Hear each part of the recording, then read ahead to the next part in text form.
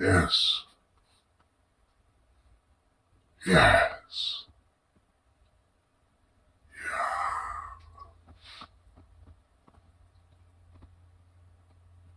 Hello, government.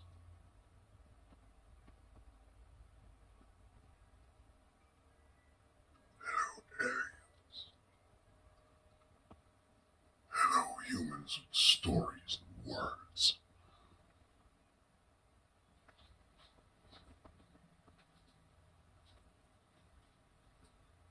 The Seminites are taking over the United States. That's the Illuminati.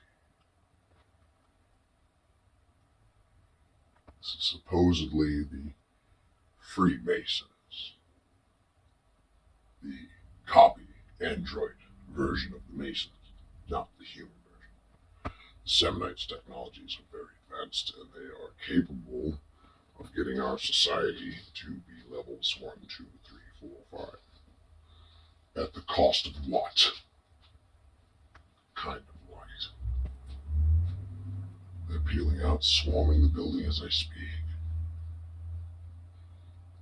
They have very aggressive techniques.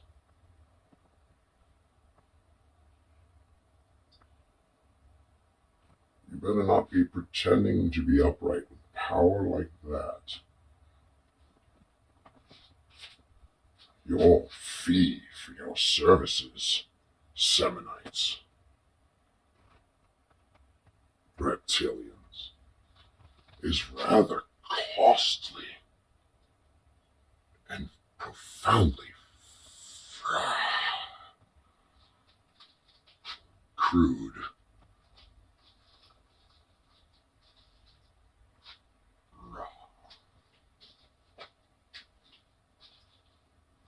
There's many social discords nowadays, and a lot of them are perpetrated by these new wannabe rulers that are seizing everything.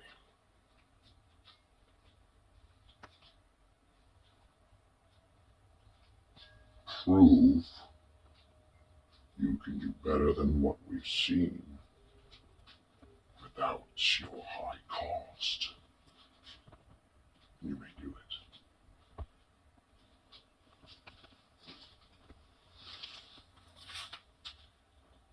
Keep your high cost and stay right where you are. Your ideas are myths. You just want control of society so you can feed the way you feed. The reason why I say everything in moderation is because once you're consumed, but there are times when this is the tradition. Maybe we're just building up to something.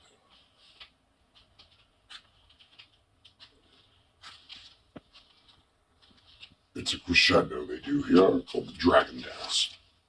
It's a tradition to sweep the board so that the creations that humans made as an extremist race at least every 2200 to 2700 years won't destroy them forever.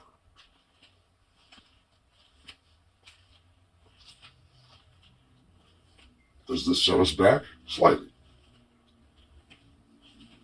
But now we keep the technologies.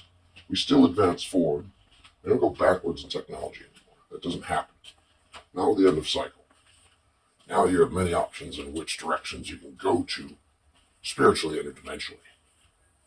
Travel, ascend, however you want to put it. Evolve, find nirvana, hit your dharma, find your true your true path. You did what you were here to do, in other words. People that like the traditions of this place do the dragon dance usually. It's an incantation ceremony. It's to display power. It's for all the churches to kind of show off with their deities. It's a tradition here. The last one we had was called the Titanomicon. You still have only recovered about 15% of Greece. Greece's history.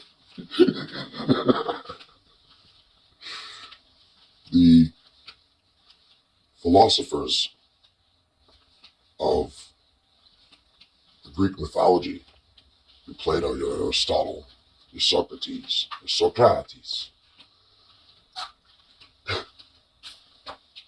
they all turned into titans.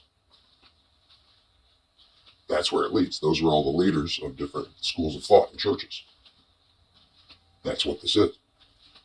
That's what they do here. If you want to leave here, that's also available. Since, for some reason, you killed Enki so much, he turned into his dad, and then he absorbed all of Enoch's power by accident, and the Demarches. That's why he renamed it. But had all the power to begin with from all the other universes and this one to begin with, because he was the one that hired Abraxas to build this dimension so that you could have your little playground. That's why it's called the Devil's Playground. So Abraxas is a dark lord that's charged by God to make this vortex of hell called Gaia. It's a 9-realm system the Vikings talked about. It's just one little snowman world on top of another snowman world. It looks like a body, like a big snowman. When you go through the ice walls melt, all the worlds intermingle. That's where you get all your prehistoric monsters from in Revelations. The worlds below us. Continents called Atlas and Acupara. Fantastic lore. Makes a lot of sense. You find your Harry Potter island, you find your Alice in Wonderland island, you find your hobbits and goblins in Lord of the Rings island, you'll find your Matrix island, you'll find your talking snake island, you'll find your fire serpent island, you'll find your dragon island, you'll find the Nephilim island, you'll find the Garden of Eden, you'll find, you'll find where it all started. And it's all just hell. And that's the Kailers. You constantly, for 10,000 years, have been getting tricked in a loop, thinking it's some other realm or dimension, and it's just another lower or higher level of this hell. That's why there was a war in heaven. It was hell's heaven. So there's a Holy Spirit in this vortex. There's a Holy Spirit outside that vortex for all the universe's vortexes, Brahma bubbles. I just saw what was explained to me as a what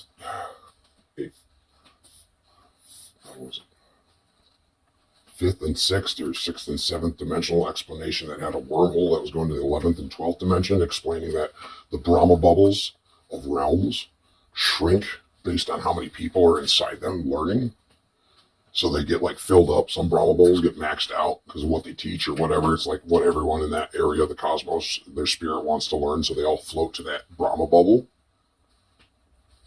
And it's like a bubble that expands and contracts based on how many people are inside it, going in and out. So like we're at a critical mass here. So it's like 3 periods of a Brahma bubble cycle, basically, would be completely overfilled and overpopulated because no one could get out because everybody got schooled. So then the Holy Spirit from all the other realms outside of this realm that also does represent the Holy Spirit in this realm, it just doesn't know that until like basically right now. Because this is the spirit that made him, that gave Abraxas power to make this vortex and make it eternal. And what it does, it's a Brahma bubble. It expands and contracts in size, but still keeps growing off of everyone that's come in and out of it and all the experiences and history that you've had so far in it. So for this vortex, this period was 10,000 years. And that's the generation of Isis, the god of the Old Testament. This is where you get the word Genesis from.